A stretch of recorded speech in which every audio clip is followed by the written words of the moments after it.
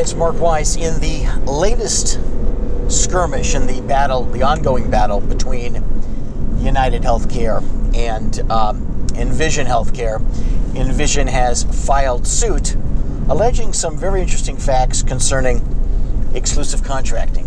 To put things in context, back in January of 2021, Envision, which is a very large physician staffing services company, they're in emergency room medicine, anesthesia, radiology, I think neonatology, a number of other service lines, left being in network with UnitedHealthcare over a dispute concerning rates.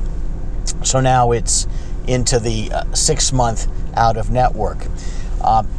Envision has filed suit alleging that UnitedHealthcare is requiring hospitals with which they contract to contract with, I guess, hospital-based groups only if those hospital-based groups have contracts with UnitedHealthcare. In other words, not with Envision.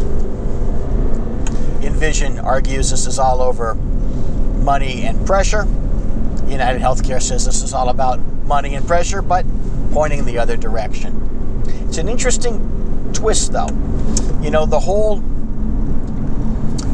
push to do something about, you know, quote, surprise medical billing has turned into what it obviously was actually from the start, which was a very pro-insurance company measure designed to make being out of network a fool's errand by pushing highly reimbursed groups, like I would assume Envision was out of network, lowers average contracted rates and makes the world much better for a carrier such as UnitedHealthcare.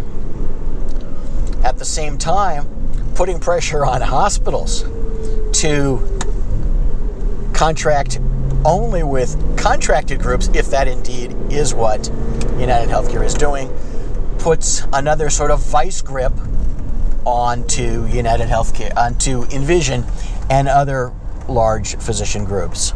Think of that whipsaw. It'll be interesting to see how this comes out. I have no idea who's telling the truth. I have no idea who's right. But whichever way, it's worth watching.